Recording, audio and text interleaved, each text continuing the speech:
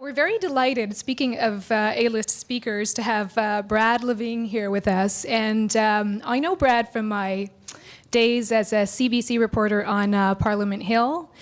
And I remember my very first day, the very first beat I was handed as a reporter was to cover the NDP. And let me tell you, it wasn't considered a plum assignment at the time. No offense, Brad. But basically, the party barely had official party status. It was kind of floundering in the polls. And, you know, me being a young rookie, I had to earn my stripes. A couple of years later, the party got a new leader, a guy Canadians fondly got to know as Jack. And I remember around the same time, Brad became communications director for the party. And I remember covering Jack Layton's very first election campaign in 2004 on the airplane tour. And in the meantime, Brad became something of a household name. He was doing the TV circuit, so he was really the face of the party on the daily political panel talk shows. Meanwhile, I was in the plane with a bunch of reporters, and Jack, who is the Energizer Bunny, who was crisscrossing across the country. I think we had calculated we'd done so many air miles, it was the equivalent of going around the globe 3 times in those 35 days of the election campaign. So what happened after all of this energy, all of this great effort? Well, the election results came in 2004. And while the party gained a couple of seats, it was overall pretty disappointing, given the level of effort and enthusiasm. So let's fast forward now to May 2011. And the NDP makes history, in fact, shatters its previous record, as we all know, by winning a record 103 seats in the House, getting 4.5 million votes across Canada, and catapulting the Liberal Party out of official opposition status. So Brad was the national campaign director who oversaw this incredible victory. And over the years, he served as national director of the NDP, overseeing the political and administrative operations of the federal party. And he served as director of strategic communications for the Honourable Jack Layton.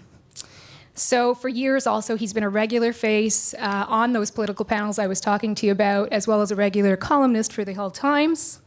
And while sadly Jack is no longer with us, we're privileged to be getting an insider look at the 2011 campaign with one of Jack's closest advisors. So Brad will discuss how you cut through the noise of a federal election campaign, and believe me, it's very, very noisy, and how strategic communications delivered the biggest win in the NDP's history. Thanks a lot, Brad.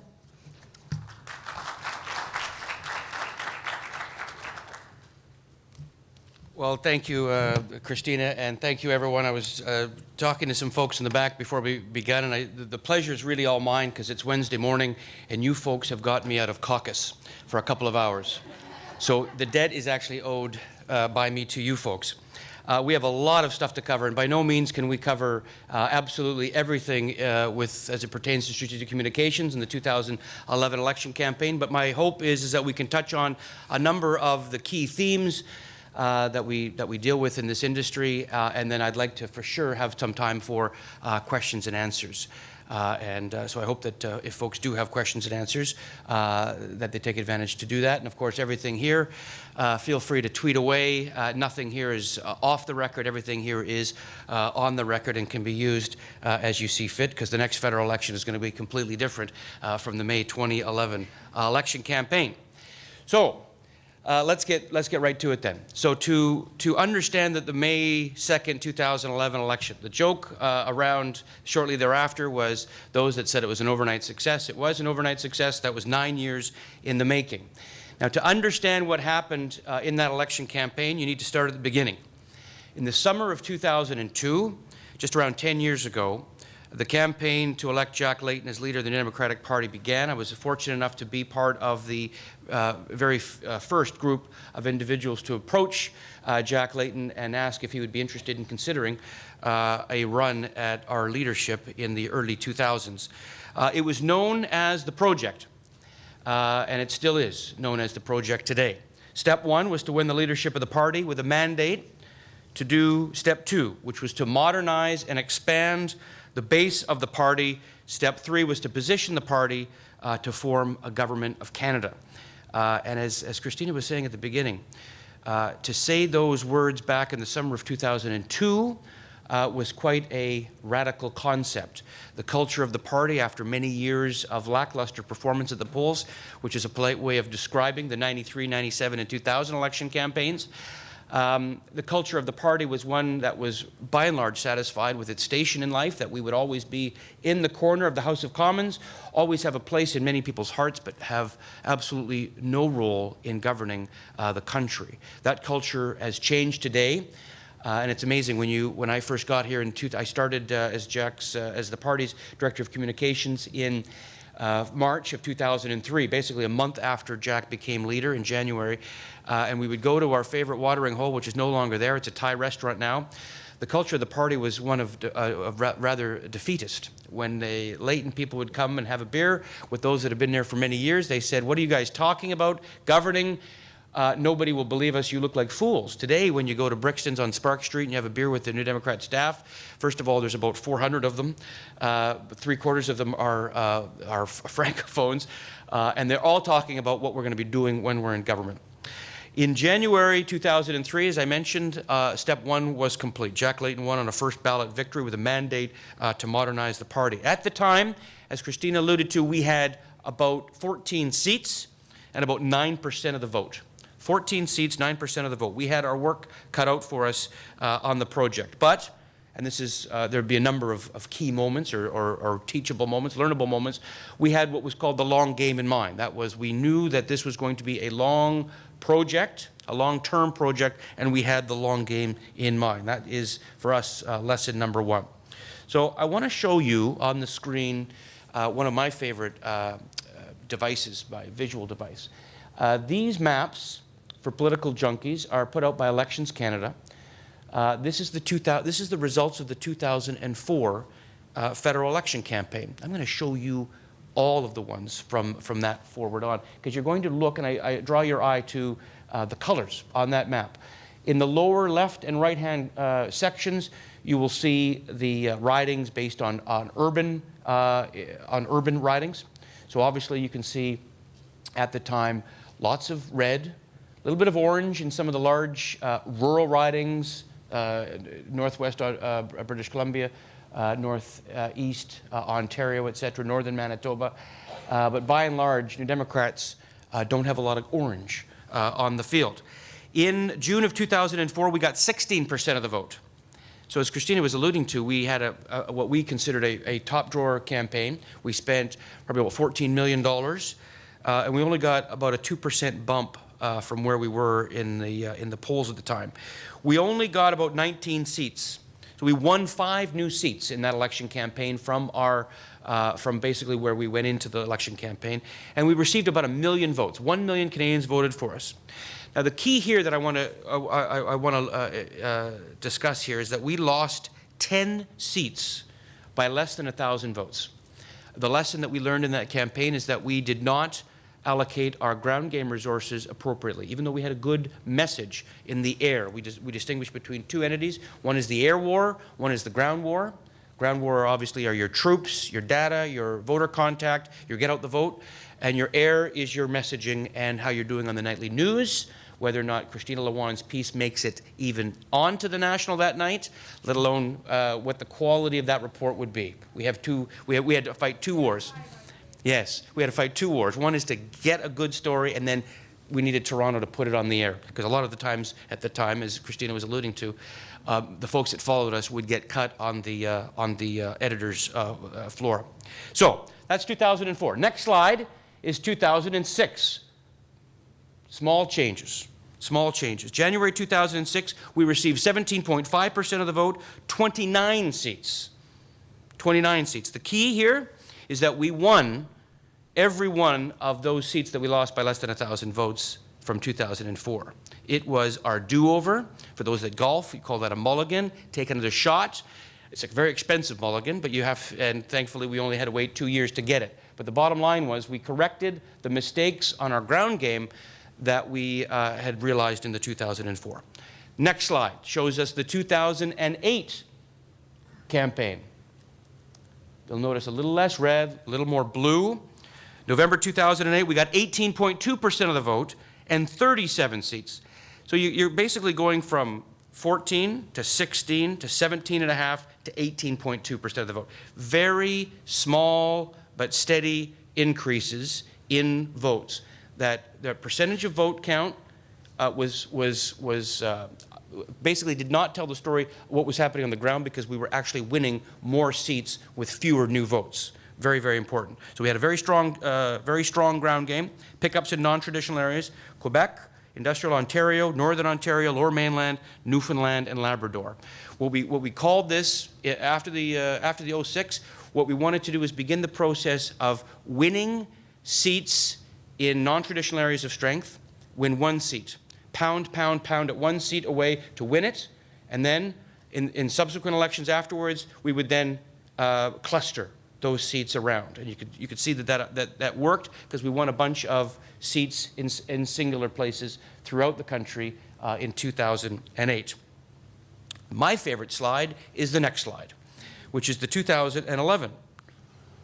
Look at all that orange. So if you remember what the 04 one looked like, going back, and then you look at this one, this is the new political alignment across the country. Not only on the big map of Canada, you can see obviously the large rural pieces, or province by province, but if you take a look at the lower right-hand and left-hand corners, you can see what happened in urban Canada. Vancouver is in the lower left-hand corner, the top one there. You've got places like Hamilton. You've got the GTA, Toronto, in the squares there where there's a little bit of red. We had a fantastic outing in the GTA. It was one of the areas of growth. There was a great thing. It was in the Star. We were describing what our strategy was, and while we couldn't necessarily do anything about what our opponents were doing, we could only do what we were doing. Our goal was to target seats along the Bloor Line, the ones on the waterfront. We knew that the Conservatives were focusing on the 905 and coming in from the 401. They were coming south. We were coming from the water north. We pinched those that were the incumbent seats, and we picked up our historical growth in the GTA.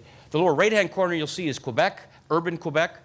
Where you'll see it's all orange is pretty much anywhere. Where you see a little red is the island of Montreal and Laval, South Shore, and then everything else is just all over Quebec. So let's take a look at what happened. We got 31% of the vote. We got 103 seats, including 59 seats in Quebec. We won everywhere in the province. 4.6 million votes, including 1.6 million in Quebec. People assign the Quebec breakthrough as being important, and it absolutely is, and we should assign great credit to our efforts in the province of Quebec. But even if you took out Quebec, took out the 1.6 million, we still won 3 million votes in the ROC, and it would have been our biggest caucus ever elected in an election campaign. So even without the orange crush in Quebec, we still had our best election ever. So it wasn't just a Quebec phenomenon. We grew everywhere, and you can see from the colors over the years that's certainly true.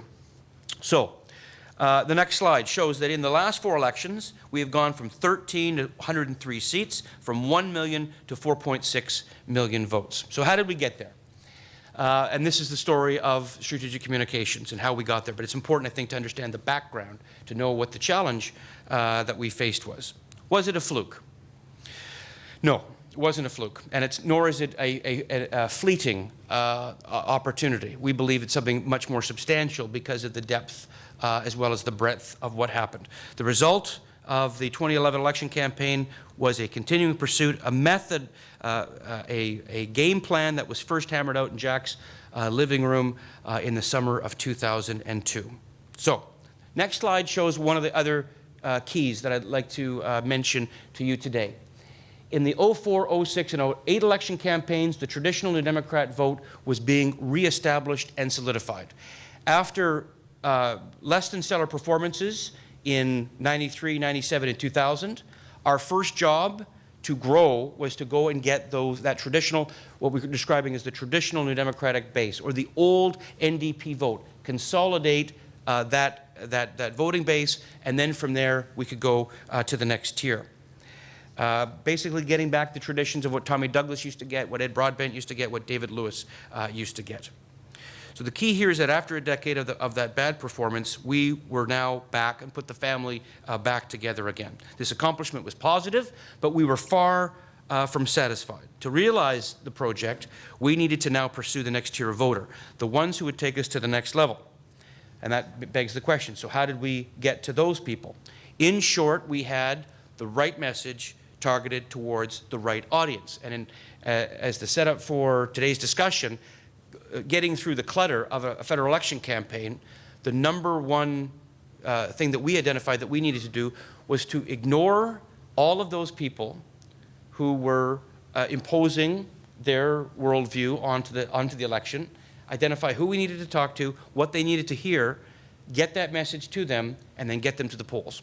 And looking back now, obviously just under a year away, we were pretty successful in doing that. And for those that were keen observers in that, most of the media and many commentators did not believe that what we were doing was achievable.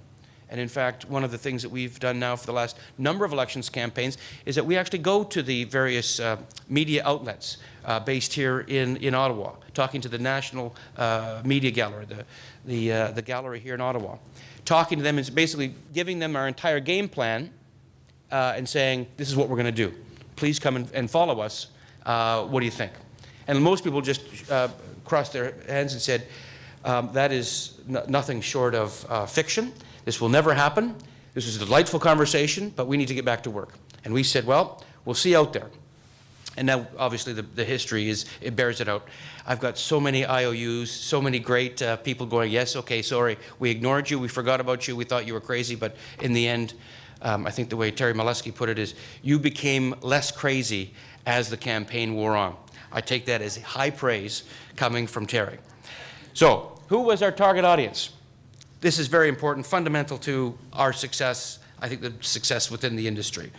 In the fall of 2010, again, the key here is we put back the Social Democratic family that disintegrated, that was ripped apart by other offerings, whether it was Reform in the West or other opponents, Liberal Party of Canada in Ontario and Atlantic Canada. We put those people back and we said, okay, now, if we now have got basically the 18, 19% that is traditional NDP supporters, who would it take, who do we need to find and talk to say get us to 25% of the popular support, or even greater, 30%? If 30% of Canadians wanted to vote New Democrat, who would be the 10 or 11% who aren't with us today?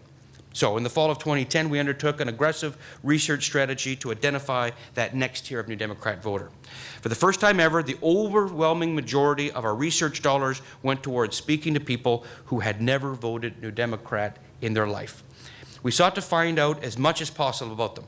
What were their attitudes? What were their demographical characteristics? What did they share with the base?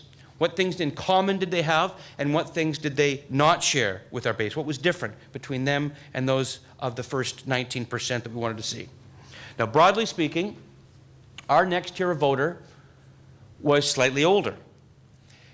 Our base is traditionally younger. They were slightly better off financially. They had some money. They were describing themselves as middle class. They lived in medium-sized cities in addition to other places, but by and large they lived in medium-sized cities. Cities like Edmonton, cities like Kamloops, London, Ontario. They were as likely to be male as female. We have, every political party would have a number of profiles of individuals who are likely to vote for them, who are already voting for them. Ours would be a relatively low hourly waged young woman who is at the low end of her workplace ladder. But the next tier of New Democrat voter was as likely to be male as female, and likely to be a little bit higher up. The one other characteristic that we found interesting was that they were concerned about their children's future at the same time as their aging parents. They were the sandwich generation. So these were people who were in their 30s, 40s, and maybe 50s. And aging parents is a massive concern of people, and has been for many, many years. As people are living longer, things like long-term care, home care become big. Child care and education is always on the top of minds for parents. The next group of person that were going to vote for us were the people who were in their late 30s, early 40s, who were in middle management, would live in medium-sized cities, and they had aging parents and young people in their family. And again, these aren't perfectly everyone, but this was our typical voter. And so when and we'll talk about media buy in a little bit, when we talk about the media buy, some fascinating observations came out. I'll quickly share one story. So we needed to talk to men as well as women. And in the past, what we've done is we've directed our ad buyers to skew female in their TV buy. So a lot of W, a lot of HGTV, a lot of Oprah, a lot of daytime programming. Traditional, what the industry understands to be women eyeballs, watching television, we would put our ads on there, particularly in 04 and 06. But in 2011, we told them, no, we need now, no, we don't want to skew. We don't want a gender skew. So they come back with a list, here's what we're going to buy. One of them was Grey's Anatomy, and we said, well, you're asking us to spend tens of thousands of dollars advertising on Grey's Anatomy, and we said, we don't want to have a female skew. We want it to be much more even. And they came back to us and said, well, who do you think's watching Grey's Anatomy? We said, women. He says, no. 40% of Grey's Anatomy viewers are men. They're the husbands, because the women on Thursday nights are in charge of the programming on that TV set. I've been married for 12 years. The director of communications who was in charge of the ad buy, and we looked at each other and we said, that happens at my house. And he says, yeah, that happens at my house. And then we began to banter about the latest plot twists in Grey's Anatomy. Bottom line was, we said, carry on. And nothing gets more excited when people who watch, regular TV, and then they say, I saw the ad last night, or I saw the ad 5 times last night. So bottom line, we had to talk to both, and we learned a lot about viewing patterns in Canada. And we're also talking about the sandwich generation. So that actually offered us to talk about what people were concerned about. Obviously, aging parents and young people. There's tons of public policy in the federal realm that we could talk about. So let's take a look at the next slide. And when we asked, well, what did these next tier of voters have in common with our base? Because the goal in 04, 06, and 08 was to solidify the family again. Then the vision was, then we don't need to necessarily focus our attention on those base. We could actually leave the attention of them and go get the other group. The goal is not to alienate the base. We don't need to pander to our base, but we just didn't want to alienate the base. So what did they share in common? Deep mistrust of Stephen Harper. Fundamental issue in the 2011, leading up to the 2011 campaign. We only cared and talked to the 65% of Canadians who didn't want to vote Conservative. Fundamentally important. So, knowing your audience and then also knowing not your audience, to put it in a very awkward way, is very, very important. We didn't care about Conservative voters who are already locked in.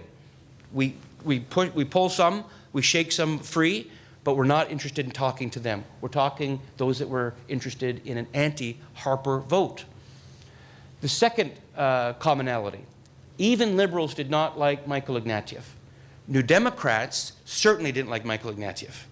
Quick anecdote. In the 08 campaign, when Stéphane Dion was leader of the Liberal Party of Canada, obviously the Conservatives had their ad campaign against him. Our people liked Stéphane Dion. It was very interesting. He was well-meaning, he was green, he had an anti-poverty meeting. They didn't like it when we beat him up, when we would take the odd punch at Stéphane Dion. But when it came to Michael Ignatieff being the leader of the Liberal Party, they said, let her rip. And that actually opens up new opportunities for us. But they did not like, even Liberals who were considering voting NDP, but they said, oh, I'm a Liberal, I'm open to voting NDP, and they were part of this group. And then finally, universally, they liked Jack Layton.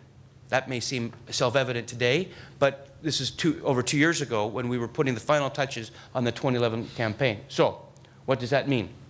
What did we do then? Clearly, in focus groups, the one word that kept coming unprompted was trust. Who do you trust? More than anything, these folks were looking for someone that they could trust in Ottawa. So we had leadership, right? Focused on leadership, not liking either Harper or Ignatieff, liking our guy, and wanting the issue to be about trust. That was very important, and we'll see some examples of that in a second. The second element was that there was a consensus that Parliament was unproductive and distant. We spent a lot of time researching this. What does, get out of Ottawa, get out of the bubble, as we call it, and ask people what they think of Ottawa. And we learn a lot about what they think about it, not policy. Oh, yes, I like childcare, and oh, yes, I want jobs for the economy. We all get that. But what about the institution itself? What about, and we picked up some clues from other jurisdictions. That's another thing that I have no problem saying. We've been picking up ideas from other jurisdictions and other political parties during this entire project. And one of the things that we liked quite a lot, when an outsider runs for president of the United States, they always run against Washington. Washington's broken. Washington, inside the Beltway. And so we thought, well, let's figure out what Canadians think in our universe, what they think about Ottawa and Parliament. And they thought that it was unproductive and distant. That's something over there. Something that, you know, I hire somebody in my constituency, they go off and they're supposed to get something done. But every night on TV, all I see is the bickering, the yelling. Again, this is minority parliaments. So there's a lot of brokering going on, a lot of brokerage politics, a lot of if you don't do X, I'm going to trigger another election. Canadians got sick of it. People were tired of it. And so we put this into our thought as to what we were going to do. We saw this as a major opening. People were being turned off, voter turnout was in decline, and that did not help us. We need, as Social Democrats, we need Ottawa to be seen as certainly not something that can fix every problem in your life, but it can't be seen as the problem. Government can't be seen, or working together or coming together in a common purpose can't be seen as the problem. That works for the right wing, that works for the conservative movement, but it has the opposite effect for the progressive movement. So the bitter partisan attacks and question period, the sniping, the deadlock, the infighting was all problematic. But meanwhile, what we were picking up was, but people could identify the things in their life that needed attention, that needed fixing. Healthcare was suffering. We had a jobs and pension crisis. Life was becoming less and less affordable for more and more Canadians. So our audience felt that something was clearly wrong in Ottawa, and for us, perhaps the election could be the issue that fixed it, the thing that fixed it. And at the heart of what was wrong with Ottawa were the very players who were responsible for the deterioration. So the status quo was responsible for the situation. So guess who wasn't the status quo, right? Jack Layton and the Democrats were not the status quo. So with this positioning, we were attempting to define all three of our opponents, different marketplaces, the Conservatives, the Liberals, and the Bloc. They were the status quo. They were the reason why Ottawa was broken. And this was the setup for the all-important second half of the concept, that we were the only ones who could fix it. So let's see the next slide. Is it's not quite there yet. Actually, you know what? Let's do this. Let's show an ad. This is the hamster ad, 15 seconds. We'll show it, and then I'll talk a little bit about, but think about the concept of Ottawa is broken.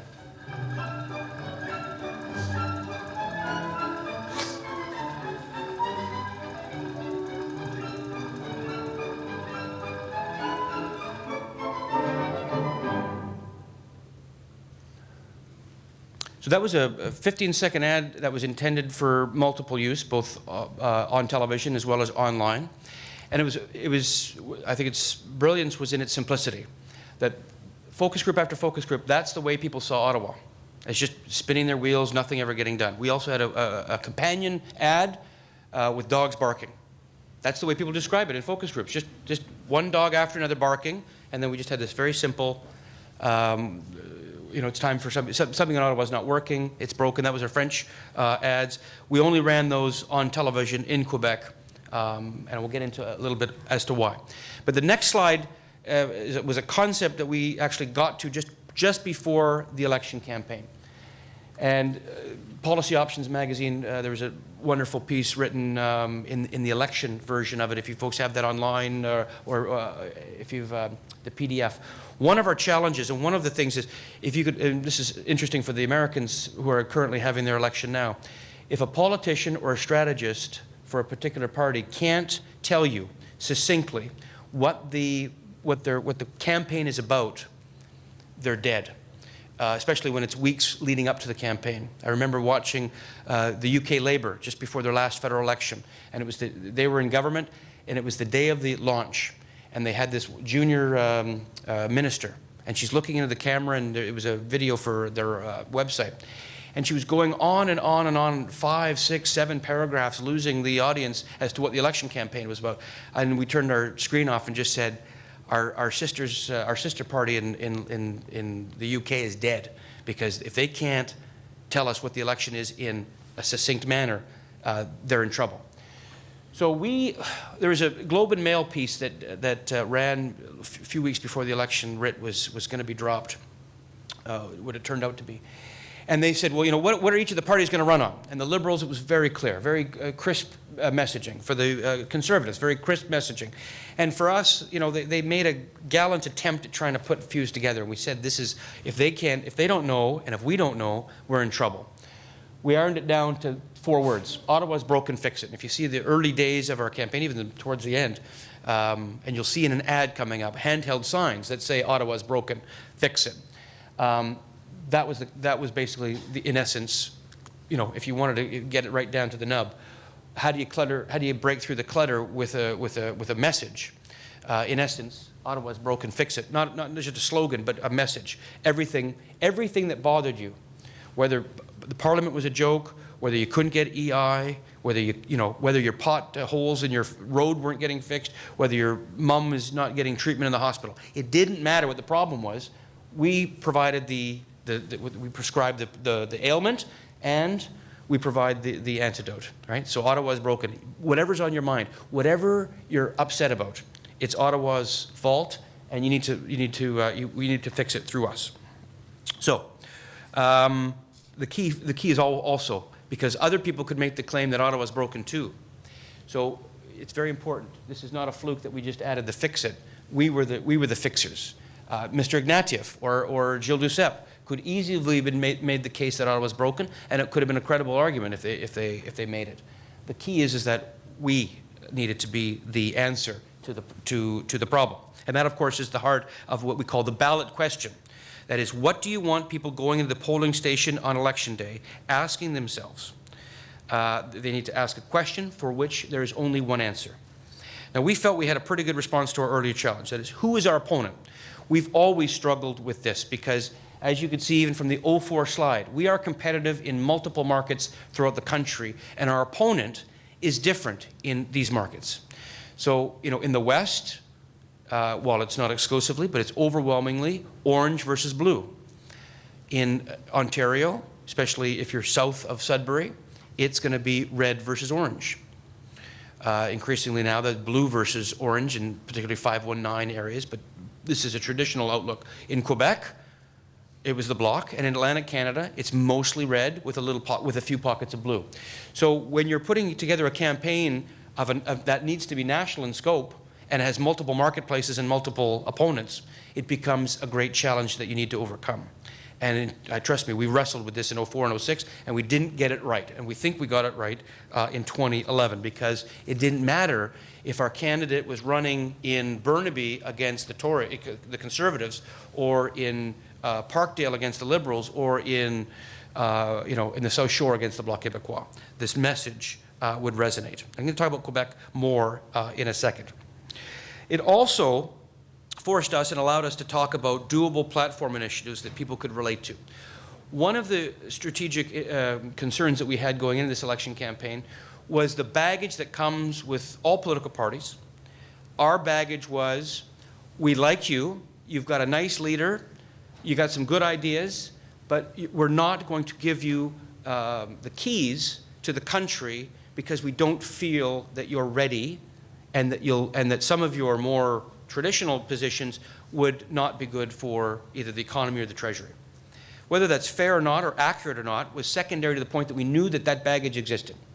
So one of the things that we did, and we took a look at what the tradition was flowing. What was the Conservatives would run on these very simple, doable, manageable, very, very micro-niched policies. And we said, well, is there something that we could learn there? If we started to not talk about major programs and billions of dollars and millions of Canadians being benefited from this, and just talked about step one is just getting a few things right, we might be able to get through this notion that Ottawa is broken and that we could actually fix it. And you can see that breaking through. So we also knew that part of the reason why people thought Ottawa was broken was because they were never, first of all, nothing was ever getting done, and nothing that affected their daily lives was being either discussed or implemented from Ottawa. And we said, well, that's a problem for Social Democrats if they don't think that the federal government is doing things that affect their lives. We know that intellectually to not to be true, but for the folks at home, they didn't know. So what we found were small initiatives that would make a difference in their lives, so that it would be you know, trying to get motivated to vote. And you can't do that with billions of dollars. So we just, you know, we ran on more doctors and nurses. We're just going to hire a number of more doctors and nurses. Or we're going to strengthen your pension. It's in federal jurisdiction. It doesn't take me 6 months. I don't need a royal commission. We just strengthen your pensions. And we contrasted that to the Conservative policies, right? So they were giving large corporations big corporate tax cuts. The opposite of that is a small business tax cut. That was one of the challenges we put to our policy people. I said, if the job strategy for the Conservatives is to lower corporate taxes, what is our answer? One guy puts up his hand, we're going to raise corporate taxes. I said, no, that's not the answer. What you do is, this is an untargeted benefit to large corporations through the lowering of the corporate tax cut. The opposite of that is a targeted job initiatives tax cuts. So we would have a tax credit for every job created, whereas they would have a tax credit and you could create a job or you could move to Indiana. Your choice. So lots of things. Now let me talk a little bit about Quebec. I promised I would. Some commentary on Quebec, because I think it's obviously very, very important. Again, knowing the history is very important to figuring out what we were going to do. In 2000 election, maybe Christina saw that election. I worked in the war room in that election campaign. I was a junior staffer in from British Columbia. We received 1.8% of the vote. I've had more people over for dinner than voted for us in the 2000 election.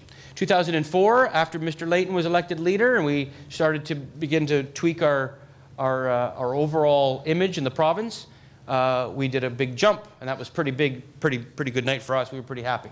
2006, again, almost a doubling, 7.5, and then again almost another doubling in the 2008 election campaign with 12%. So still, even going into the 2011 election campaign, things were pretty tough. Now, for many months leading up to the 2011 election, we knew that New Democrats were the second choice among Bloc Québécois voters, and that Jack Layton was seen as the best leader and the best prime minister. And this would be in the public realm too. This wasn't secrets that we were keeping and, oh, look at us, we're going to, look at us, we're doing great. This was, but nobody would be looking at who the Bloc were second choices. And we knew that we were. And of course, Mr. Duceppe could never be PM, so he didn't do very well on that scale. Now, the next slide. We needed to figure out, how do we then, if that's the biggest pot to go and talk to, how do we go about doing that? How do we go talk to Bloc voters? Our research told us that those Bloc voters would not take well to us attacking either them or their leader. So instead, we focused on the lack of outcomes on issues that were important to Quebec voters. That is, again, we were criticizing the status quo. See, Quebecers were against the war in Afghanistan, for example. So they would vote for the Bloc, and then we would extend our tour in Afghanistan. They would want action from Ottawa on climate change. So they would vote Bloc, and then we would do nothing or inadequate actions on climate change. For every major issue that they wanted to see, they were voting for the Bloc, but nothing was coming back. So we said, well, don't attack the Bloc and don't attack Duceppe. What we need to do is we need to talk about the lack of outcomes. That was a very sophisticated approach that we finally got to. Now, let's take a look at, so just to go back, you saw the spinning hamster wheel that became iconic in our campaign. Quebecers looked at Ottawa and saw that nothing was getting done for them, even though they were generally happy with the Bloc and how they were performing. They knew that something had to change, that is, doing the same thing over and over again wasn't going to produce any different results. Quebecers, like folks from across Canada, wanted better health care, they wanted real jobs, an affordability strategy, they wanted better pension security, and they wanted an end to corruption in Ottawa. So a lot of similarities, and this allowed us to then talk about the same thing in Quebec as we did in the rest of Canada. Now, let's talk about the next slide and the get out the vote strategy. So, by and large, we needed to be different from our competitors, so we were, by and large, staying positive. We put the election campaign in a positive light. To get Canadians to vote for us was something that was constructive. That was, we needed to get those that weren't voting to vote for us, and we needed to swing those that were already decided that they were voting to come over to us as well. So, concept in Quebec, was one that we'd been kicking around for many, many years, and that is the notion, this is the way we talk about it internally to the party, the notion that progressive-minded people in Quebec, to get the kind of change that they want to see in Quebec, need to hook up and work with progressives from the rest of Canada. And the Bloc, for 20 years, the Bloc Québécois did not provide any outcome. So don't attack the Bloc because they aren't defending Quebec's interests, because nobody would believe you. Don't attack Gilles Duceppe as a man who's past his prime, because people still hold him in high regard. But talk about the outcomes, and talk about how we can work together. Travaillons ensemble was our slogan. The jiu-jitsu attacks, I'll talk a little bit about that. One of the biggest mistakes in the campaign, I think we were successful in seizing opportunities that came up in the campaign. Not only can you have the best plan in the can prior to the writ being dropped, but you also need to be strategic, smart, bold, and provocative in the campaign itself to punch through. And if you take a look at the news reports leading up to that election, we were walking into a very difficult campaign. In fact, many people within our community said, you have to vote for whatever's in that budget because we cannot go in there. Because Jack is not at his best, because he had hip surgery and he was fighting prostate cancer, that the people are going to vote for another party to stop Stephen Harper, and they just didn't feel that we were ready. The one major mistake, and this is a lot of the exit polling that was done, the biggest opportunity that we seized was on this notion that people did not have a choice. This notion of red door, blue door that came out from the Liberal Party. That was, I think, one of the most strategically important events that took place early on in that election campaign. And we were successful in taking our opponents, you know, jiu-jitsu is you use the weight of your opponent against them to actually have a benefit. Now, we also made the act of voting bigger than marking an X. That is, we knew that people were going to say, I don't care, Ottawa doesn't matter, nothing gets done, and when it does do stuff, it doesn't affect me. It's for somebody else to do that. We had a very positive message. Now, the next thing I think is our video. Okay, I want to show you this ad. This is our endgame ad, and I want to spend time on after deconstructing it to show you what our endgame messaging was. People will try to tell you that you have no choice but to vote for more of the same. But you do have a choice. It's time to put the focus where it belongs, on helping Canadian families, on helping you. I will fund more doctors and nurses. I will strengthen your pension. Together we can do this. You know where I stand. You know I'm a fighter, and I won't stop until the job is done.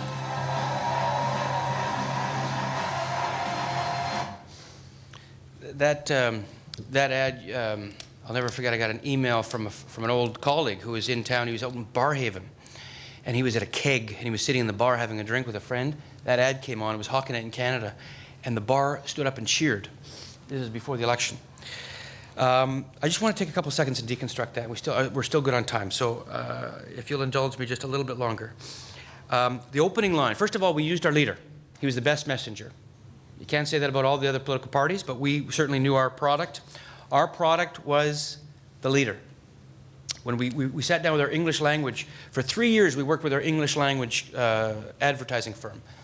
And great guys, huge contracts with big firms, big commercial organizations. He's among the best and brightest in the industry, and we're very lucky to have them work with us.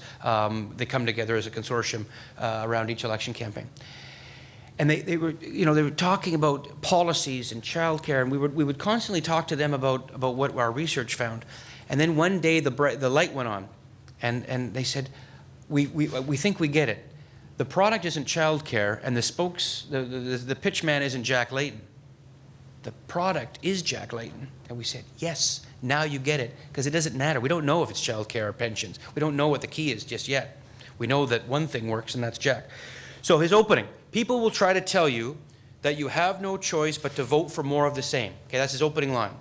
And that was a direct response to there's only two doors, red door and a blue door. Because people hated that, and particularly from the person who was delivering that message. Right? With all due respect to some very smart people in the Liberal Party, having a guy who's been away for many, many years coming up and giving Canadians what their choice of options are really wrangled a lot of people the wrong way, and we seized that opportunity. But you do have a choice. Definitive, clearly. That's what he says. It's time to put the focus on where it belongs. Again, that was in response to Ottawa. We can actually take Ottawa and put its focus where it needs to be. On helping Canadian families, on helping you. Now, what's fascinating about that, listen to that line. It's time to put the focus on where it belongs, on helping Canadian families, on helping you. The images, first of all, it's very strategic that we have him with the voiceover, and then we have multiple images of him with people. Right? You don't see that. Mr. Harper chose a much different pattern with his coffee cup with the Beatles and in the quiet room and the Prime Minister's. Much different message, much different approach. Seemed to be quite successful for them. But our approach needed to be much different.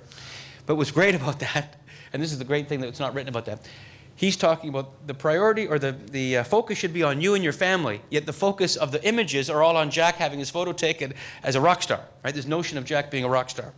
There's a fun thing that we had with that. I will fund more doctors. I will strengthen your pensions. Very small things. Things that everyday people can relate to. Not, I've got a plan to put billions of dollars into a multi-year plan that you might see one day. Just doctors and nurses and pensions. Now the next line, together we can do this. That was the name of the ad. Together we can do this. The word together is not a fluke. We just didn't, oh yeah, that sounds good through that. We can do this, right? It's something that this is achievable. Now, it's very important. We never said what the this was. Together we can do this. Everyone at home could project what the this was on their own. We didn't have to exclude anybody's this. It would include everyone's this. So if you wanted to send a message to that Ottawa that wasn't working, we can do this. If you needed, to send or get more doctors and nurses, we can actually do this. If you wanted to see something different happen in Canadian politics, we could do it. Didn't matter. We could do this. Very motivational, very positive, very uplifting. I still get the chills almost a year on. You know where I stand. That was his line. Great line. We used it all the time in the lead up and during the election campaign. You know where I stand. Guess who that's in reference to? Mr. Ignatieff, who you didn't know where he stood on key issues. Okay, we didn't need to mention him, but you can see the definition of Mr. Layton versus Ignatieff or Harper or Duceppe. We defined the others by defining our guy sharply. That's how you cut through the clutter. You know I'm a fighter, and I won't stop until the job is done. Okay, so you know I'm a fighter. People like fighters, people who fight for things. Even if you don't agree with what you're fighting for, people like fighters. They want to elect people that get the job done, especially our audience. They like fighters. He's fighting cancer, and he had his hip operated on just weeks before the election campaign. Right? This notion of the cane and I'm a fighter. Emotional connection with the audience, I'm supporting you. I don't care what your child care policy is. You can see the theme here. It's not the policy, it's the guy. I want to root for the guy. I'm going for him. This is why the mobs towards the end, because people they like a fighter. I won't stop until the job is done was in reference to those that said that I am sick, right, are wrong. I am going to fight, and I'm not going to leave. And that was in reference to his cancer and to Michael Ignatieff, who mused that he might leave if he doesn't win, or Harvard would have me back. So every line of that endgame, and we spent millions of dollars putting that in. So much so that at the rally on May 2nd, when we had our E-Night victory party in downtown Toronto, when we put and I won't stop until the job is done, we had 5,000 people all scream in unison, and I won't stop until the job is done. So it became a rallying cry for the movement to help get our people elected. So when our opponents turned their attacks on us in the final days, and we had many, we had ads that came against us, and we were lucky because we had a plan. So what happens if we're doing well and these guys are coming after us? How do we respond? We respond by going positive. That is, we don't want to attack Mr. Ignatieff, because if you've noticed, we haven't said anything about any of our opponents. We're not going to attack them. We're going to attack the issue. So I'm not interested in attacking Mr. Harper or Mr. Ignatieff. I'm interested in attacking seniors' poverty or whatever the issue in the audience was. Very important. Again, more of that jiu-jitsu. Once we did that, no attack would stick because we made the point that personal attacks were at the root of what was broken, right? So when you're at a scrum And you're the leaders there, and you know the Ottawa Gallery and those that are covering the leader. Mr. Layton, Mr. Ignatieff said that your numbers don't add up, or Mr. Harper said that you're not fit for office. That's up to the Canadian people to decide.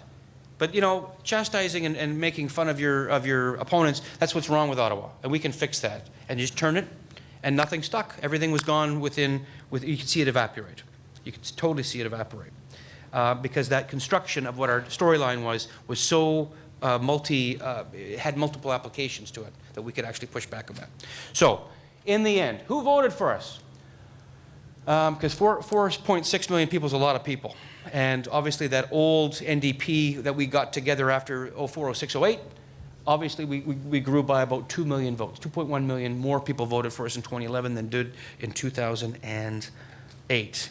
This election was shaped by demographic subgroups, and this could be a whole other workshop talking about age. I got nothing great on gender, but I do have some stats on ethnicity and region. So age. Age is important. The more we can segment your audience, the better. We knew we had this challenge. We've always had this challenge, but particularly in 2011, we had this tough challenge.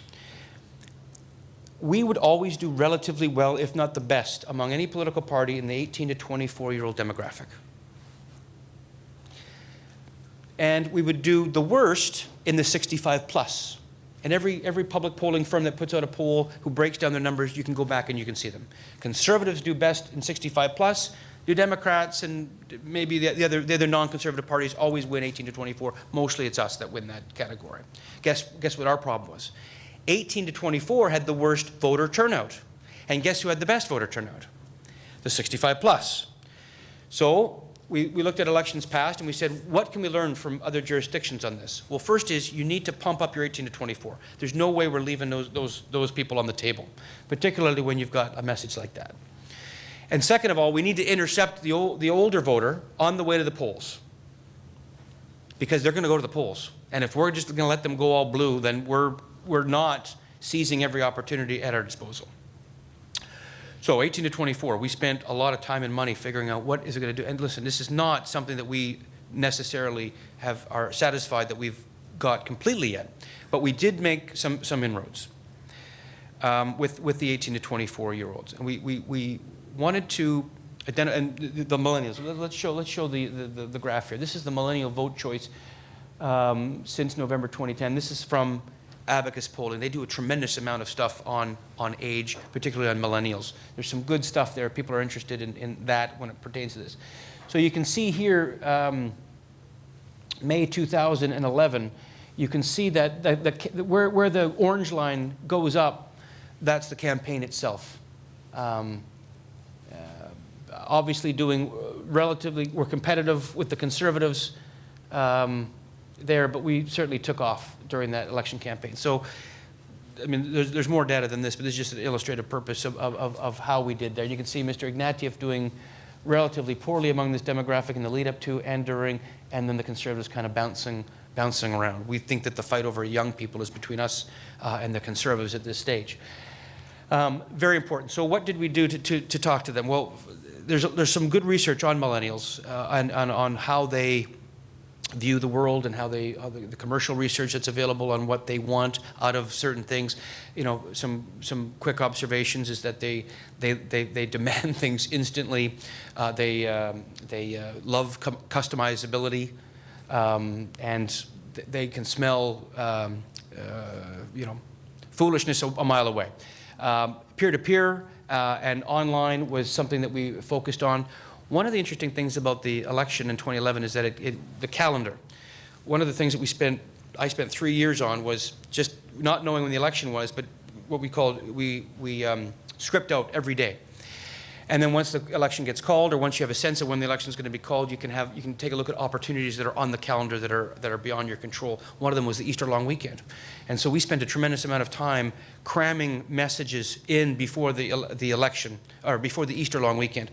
And you can see actually in many public domain polls that the minute Easter ended, our numbers started to, people made decisions. People got together, family, friends, and started talking about the election campaign.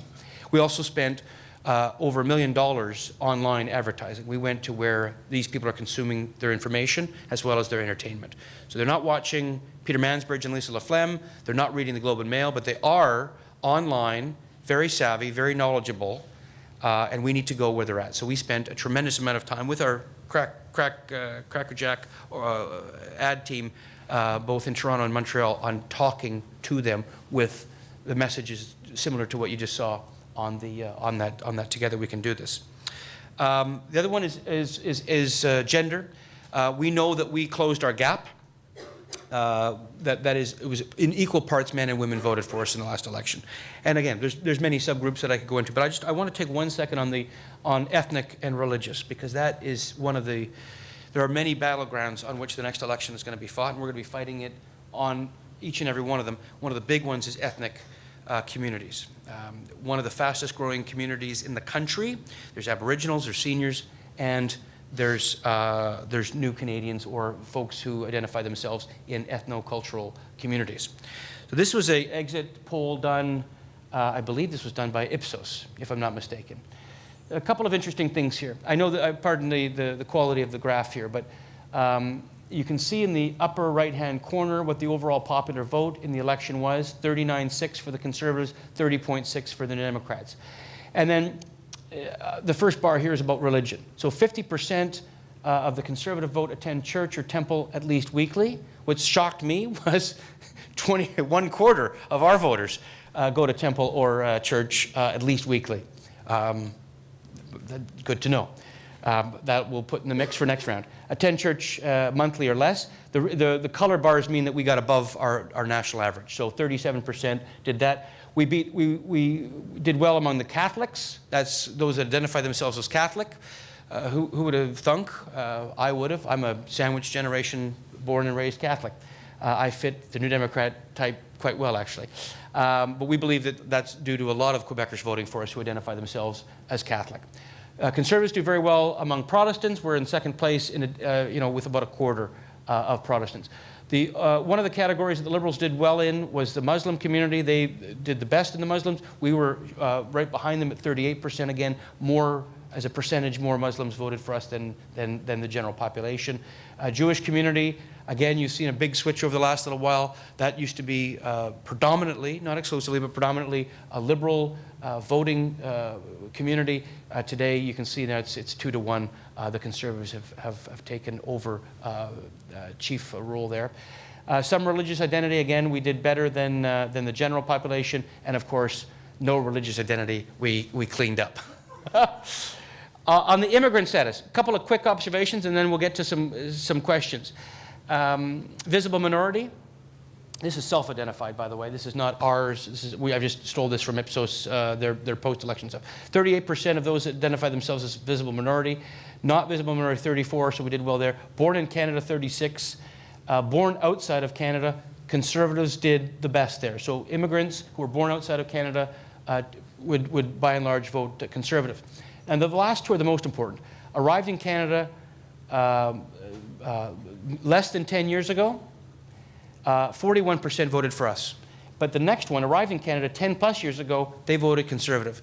So the longer an immigrant status individual has been in the country, the more likely to vote for the Conservatives. The less time they've been here, they're more likely to vote for New Democrats. As a Democrat, I like those, every year, obviously more and more people come, so clearly there's a message that resonates with folks that are coming. But that's just a quick snapshot as to some of the battle lines that are going to be drawn in the next election campaign. All right, that's it. So that's a lot. I apologize for the amount of information I just dumped on you, but I'm not in a rush again. I've got caucus to race back to. So I'd be more than happy to take your questions and comments. Thank you.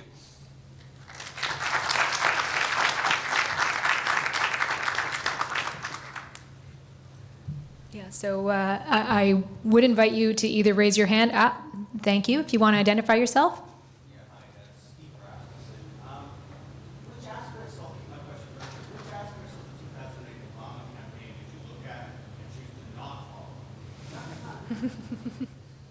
Take a few and respond. Oh, would you like, okay, sure, absolutely. Is there any other questions?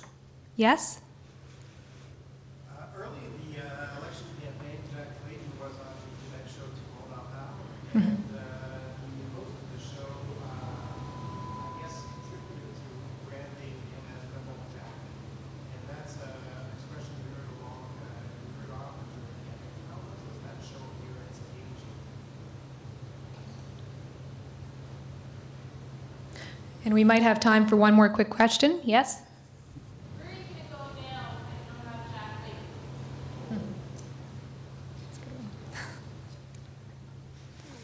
So, I Brad? think we're out of time. I can't answer that. I always ask that the hard questions be put first. The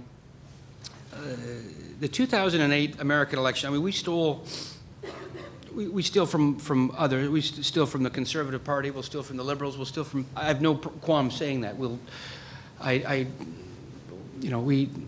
We will take from whatever we think is successful and use it here. There's not a lot of new things that go on in this industry.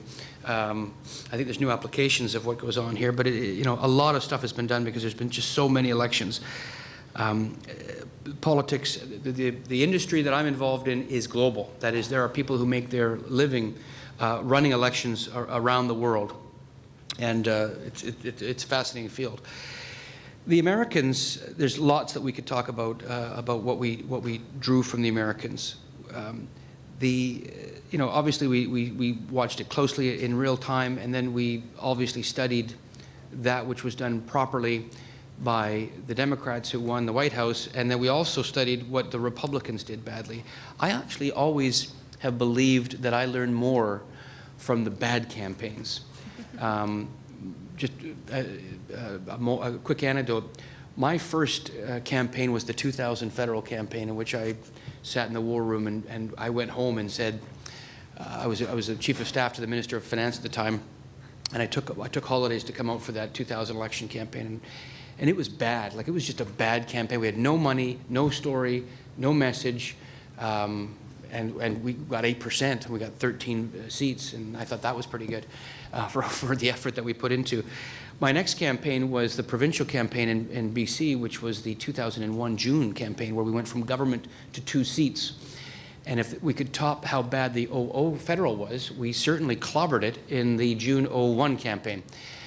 It was bad, and I made the mistake of feeling honored to be asked by one of the Premier's advisors to, hey, Brad, would you like to go on the bus with the Premier? I said, what an honor. Of course, sir, I would. And then within about 12 hours, I figured I was probably the 15th guy they asked, and all the other 14 other fellows before me knew that this was going to be a bad campaign.